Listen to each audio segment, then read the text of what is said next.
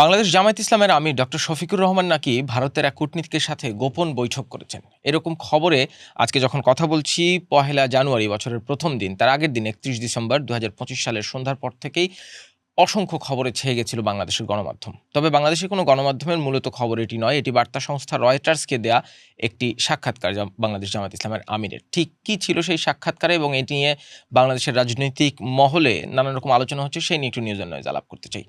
আপনাদের সাথে আছি আমি নাহিদ হোসেন এবং আমার সাথে আছেন আমার সহকর্মী মাহাদি হাসান।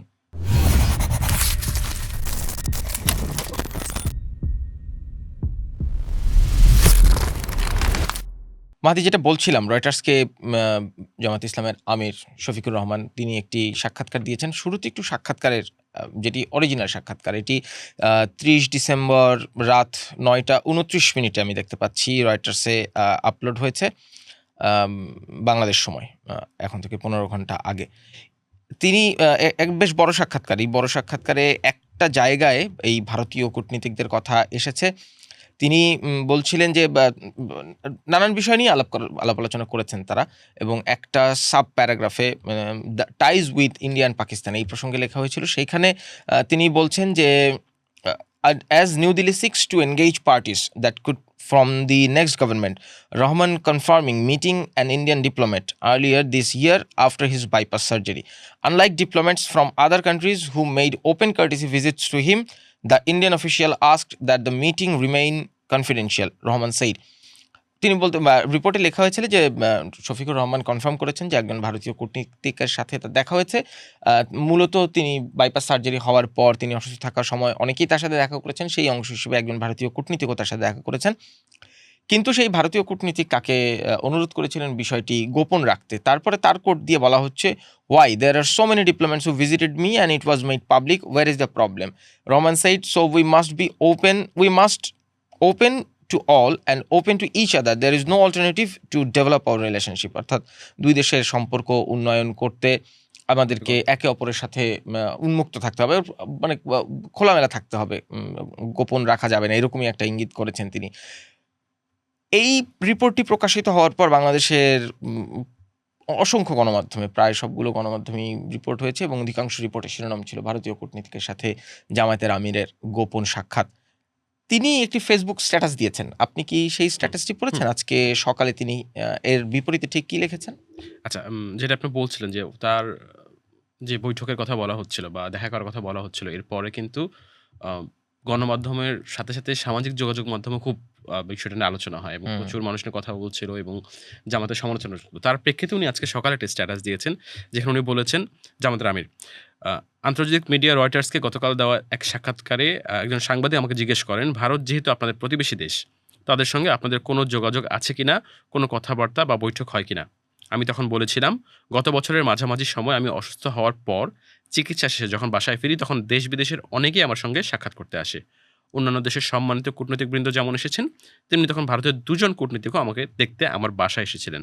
অন্যান্যদের মতো আমি তার সঙ্গে কথা বলেছি। আমরা তাদের সঙ্গে আলাপ আলোচনার সময় বলেছিলাম, যত কূটনীতিক এখানে এসেছেন তাদের সকলের বিষয়ই আমরা পাবলিসিটি থেকে দিয়েছি, আপনাদের এই সাক্ষাৎও আমরা পাবলিসিটি দিতে চাই। তখন তারা আমাকে এটি না দেওয়ার জন্য অনুরোধ করেন। আমরা বলেছিলাম, পরবর্তীতে যখনই আপনাদের সঙ্গে দুই দেশের স্বার্থ সংশ্লিষ্ট বিশেষ বৈঠক হবে, আমরা অবশ্যই পাবলিসিটিতে যাব, এখানে গোপনীয়তার কিছু নেই। এরপরে জামাত আমির বলছেন যে, আমি বিস্মিত যে আমাদের কিছু দেশীয় মিডিয়া ভারতের সঙ্গে জামাত আমিরের গোপন বৈঠক হয়েছে বলে সংবাদ পরিবেশন করেছে। আমি এই ধরনের সংবাদের তীব্র নিন্দা জানাই এবং ভবিষ্যতে প্রকৃত বিষয় না জেনে এমন বিভ্রান্তিকর সংবাদ পরিবেশন করা থেকে বিরত থাকার জন্য সংশ্লিষ্টদের প্রতি আহ্বান জানাই। তিনি তার স্ট্যাটাসে বলেছেন যে ২জন ভারতীয় কূটনীতিক তার সাথে দেখা হয়েছে, কিন্তু রয়টার্সের যে রিপোর্টটি আমি দেখতে পাচ্ছি সেখানে লেখা হয়েছে, Rahman confirmed meeting an Indian diplomat earlier this ইয়ার। একজনের কথা বলা হয়েছে এই বছরের একটু আগের সময়, অর্থাৎ তার সম্ভবত বাইপাস সার্জারি হয়েছিল, আমি যদি ভুল না করি, অগাস্টের দিকে, হয়তো তার কাছাকাছি সময়। কিন্তু এইটা নিয়ে তো পলিটিক্যাল ডায়াসফোরায়, বিশেষ করে সামাজিক যোগাযোগ মাধ্যমে নানান রকম আলোচনা হচ্ছে। কে কি বলছেন? এটা নিয়ে কিন্তু যেটা বলছিলাম, কালকে এক ধরনের আলোচনা হয়েছে, আজকে স্ট্যাটাস দেওয়ার পর কিন্তু আরেক ধরনের আলোচনা হচ্ছে। রাজনীতি পর্যবেক্ষক ফাহাম আব্দুস সালাম বলেছেন, দেখেন, গোপন মিটিং আপনাদের করতে হবে, সব পলিটিক্যাল পার্টির সিনিয়র নেতাদের এই কাজ করতেই হবে, চিরকাল করতে হয়েছে, ভবিষ্যতেও করতে হবে, এটাই পলিটিক্সের নিয়ম। কিন্তু এই যে বয় স্কাউটদের মতো ন্যাকামি করেন যে প্রেম এখন হবে উপেনে, এই জিনিসটাই অসহ্য লাগে। এতই যখন ওপেনে বিশ্বাস করেন, আপনাদের টপ এক নেতা এই যে কয়েকদিন আগে ঢাকাতেই এক গোপনে পালায় পালায় মিটিং করলেন, সেইটার কথা জনগণকে বলেন না কেন? এইচকে এইচকে, লিখেছেন হ্যাঁ, ঢাকাতে এইচকে এর সাথে সাথে গোপনে পালায় পালায় মিটিং। আমি জানি না এইচকে এইচকে বলতে তিনি কি মিন করেছেন, এটা নিশ্চয়ই তিনিই বলতে পারবেন। সার্জিস আলমও একটা একটা স্ট্যাটাস দিয়েছেন। দিয়েছেন, যিনি জাতীয় নাগরিক পার্টির নেতা এবং জুলাই গণঅভ্যুত্থানের অন্যতম মুখ। তিনি লিখছেন যে জামায়াতের আমিরের সাথে ভারতীয় ২ কূটনীতিক বৈঠক করেন এবং সেই তথ্য পাবলিকলি না জানানোর কথা বলেন। জামায়াত আমির প্রত্যুত্তরে বলেন, ২ দেশের স্বার্থ সংশ্লিষ্ট বিষয়ে আলোচনা হতেই পারে। এক্ষেত্রে গোপনীয়তার কিছু নেই এবং পরবর্তীতে আলোচনা হলে পাবলিকলি হতে হবে। মানে আজকে শফিকুর রহমান যে স্ট্যাটাস দিয়েছেন সেটি তিনি আবার পুনরাবৃত্তি করেছেন। তবে তিনি একটা কথা বলেছেন শেষে নিজের মন্তব্য হিসেবে যে অথচ আমাদের দেশে তথাকথিত দলকানা ব্যক্তি, গোষ্ঠী, দলীয় পারপাস সার্ভ করা কিছু মিডিয়া হাউস শিরোনাম করেছে জামাত আমিরের সাথে ভারতের গোপন বৈঠক। এই পার্সপেক্টিভেও তো বেশ কিছু আলোচনা হয়েছে। হ্যাঁ, যে গোপন বৈঠকের কথা যে বলা হচ্ছে, এটা নিয়ে যেমন আম পা- আম জনতা পার্টির সচিব তারেক রহমান উনি একটা স্ট্যাটাস সদস্য সচিব। সদস্য সচিব একটা স্ট্যাটাস দিয়ে মূলত একটা ভিডিও বার্তা দিয়েছেন, বেশ বড়। হ্যাঁ, উনি বলেছেন যে এখন যে চাপ, এই চাপ জামাত সহ্য করতে পারবে কিনা, জামাতের সমর্থক সহ্য করতে পারবে কিনা। এবং উনি হচ্ছে একই সঙ্গে ২৮ আগস্ট জামাতের একটা সংবাদ সম্মেলনের কথা বলছে, যেখানে জামাতের পক্ষ থেকে জানানো হয়েছিল যে ভারত আমাদের বন্ধু, তাদের শত্রু ভাবলে হবে না। এই বক্তব্যকে উদ্ধৃত করে উনি বলেছেন যে রাষ্ট্র হয়তো আমেরিকার কাছে সাহায্য চাইতে পারে, ভারতের কাছে সাহায্য চাইতে পারে, যে কোনো দেশের কাছে সাহায্য চাইতে পারে, কিন্তু কোনো রাজনৈতিক দল যখন সে সাহায্য চেয়ে বসে, সেটাকে আসলে সার্বভৌমত্বের লঙ্ঘন বলে হচ্ছে উনি মন্তব্য করেছেন তারেক কিন্তু রহমান। রাজনৈতিক দল যখন রাজনীতি করবে, তারা যখন দেশের যদি সংসদে থাকে, তারা তো নানান দেশের সাথে আলোচনা করবে এবং হুম। কোনো দেশকেই, বাংলাদেশের যেটি পররাষ্ট্রনীতি, সবার সঙ্গে বন্ধুত্ব, সেই জায়গা থেকেই তো কাজ করতে চান সবাই। এটা নিয়েই তারেক রহমান বলেছেন যে কিন্তু তার তো এখন কোনো ক্ষমতায় নেই বা কিছু না। তার রাজনৈতিক দল হিসাবে এটা চাইতে পারে কিনা, এটা নিয়ে উনি প্রশ্ন তুলেছেন আরকি। একজন সাংবাদিকের স্ট্যাটাস পড়ছিলাম, রাজীব আহমদ তার নাম। তিনি বলছিলেন যে এই দেশের সংবাদপত্রের ১২টা বাজতে আর দেরি নাই। রয়টার্সের নিউজটা পড়লাম, যে যেমনে পারছে ক্লিক বেইট অনুবাদ করে মার্কেটে নিউজ ছেড়েছে। সোশ্যাল মিডিয়া ইনফ্লুয়েন্সার আরিফ জেপতিকও বোধহয় একটা স্ট্যাটাস মতামত। দিয়েছেন। তিনি কি লিখেছেন ফটোকাটি শেয়ার তো করেন? উনি ফটোগ্রাফ শেখে বলছেন যে আ উনি একটু স্যাটায়ার করে বলেছেন যে, "মনে হয় বেঁধে রাখতে গিয়েছিল কিন্তু সাথে দড়ি ছিল না তাই ছেড়ে দিয়েছে।" উনি গোপন বৈঠকের যে ফটোকার্ডটা ছিল সেটা উল্লেখ করে বলেছেন। ফাহাম আব্দুল সালামও খানিকটা কাছাকাছি। স্যাটায়ার ধর্মী স্ট্যাটাস দিয়েছেন তার স্বভাবসুলভ ভঙ্গিতে। আর কেউ কি কিছু বলেছেন? পলিটিক্যাল ডায়াসপোরা থেকে কিংবা ডায়াসপোরা থেকে তো টুকটাক কথা হচ্ছে, কিন্তু প্রচুর সাধারণ মানুষ এখানে কমেন্ট করছে এবং আম পলিটিক্যাল, নন পলিটিক্যাল যদি আপনি চিন্তা করেন, হুম। প্রচুর মানুষ বলছে এবং কেউ বলছে যে এটা আ জামাত আমির বলে আলোচনা কম হচ্ছে। কেউ বলছে বিএনপির কি হলে আলোচনা অনেক বেশি হতো। অনেক ধরনের কথাবার্তা কিন্তু আমরা আশপাশ থেকে শুনতে পাচ্ছি এবং সোশ্যাল মিডিয়ায় গতকাল বা তার আগের দিন থেকে যেমন সবচেয়ে বড় অংশ জুড়ে ছিল বেগম খালেদা জিয়ার ১-২ টা ইস্যু। স্ট্যাটাস কি একটু বলবেন আমাদের?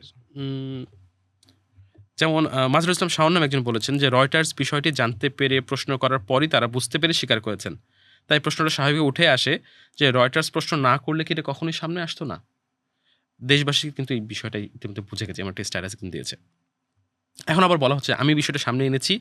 তাহলে প্রশ্ন থেকে যায় ৫ মাস পরে কেন? আর রয়টার্স জিজ্ঞাসা করার পরেই কেন? হুম। এরকম প্রশ্ন তুলছেন কেউ। আর কেউ কি লিখেন? আমি একটা ভ্লগার শামসুল আলম ইরফিনের একটা স্ট্যাটাস দেখছিলাম যে ভারতীয় প্রভুর আদেশে সাক্ষাতের বিষয় গোপন রাখেন মিস্টার রহমান। এরা নাকি ভারত বিরোধী। জামাত ইসলামী আগামী নির্বাচনে ভারতের গুটি। জামাতের আমিরের জায়গায় যদি মির্জা ফখরুলের নাম থাকতো, মির্জা ফখরুল যদি ভারতীয় কূটনীতিকের সাথে এভাবে গোপন বৈঠক করতো, এতক্ষণে সোশ্যাল মিডিয়ায় কি ধরনের নোংরামি শুরু হতো চিন্তা করতে পারেন? তিনি একটা প্রশ্ন তুলেছেন।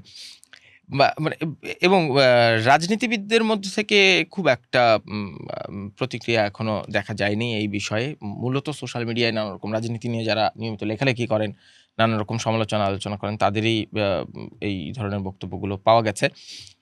রয়টার্সের যে রিপোর্টটা, সেই রিপোর্টে যেই প্যারাগ্রাফে এই কথাটি লেখা হয়েছিল, তারপরেই রয়টার্সের রিপোর্ট আবার লিখছে যে India's foreign ministry did not immediately respond to a request for comment on Robinson statement about the meeting or any request for it to be confidential.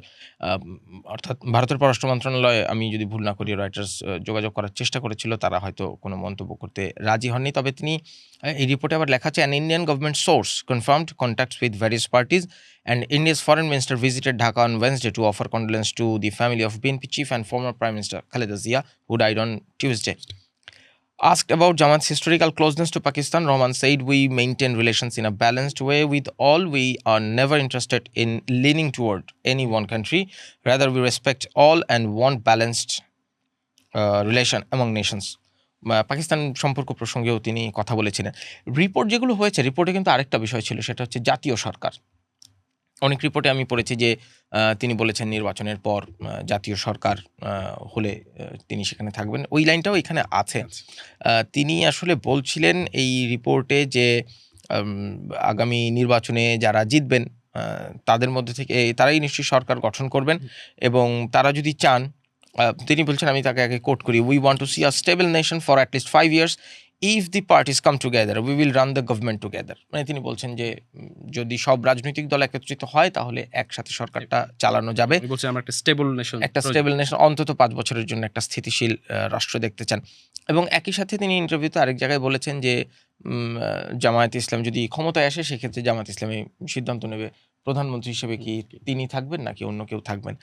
যাই হোক, এই নিয়ে তো আলোচনা নানান রকমভাবে চলছে। আমরা নিশ্চয়ই আমি জানি না হয়তো এই বিষয় নিয়ে আলোচনা আরও ২-১ দিন চলবে, কিংবা অন্তত আজকে ১লা ডিসেম্বর আমরা ১লা জানুয়ারি যখন কথা বলছি আরও বিকেল সন্ধ্যা নাগাদ নানা রকম রিয়াকশন আসতে থাকবে। আমরাও সেগুলো চেষ্টা করবো জানাতে। মাদি, আপনাকে ধন্যবাদ আমাদের সাথে যুক্ত হওয়ার জন্য।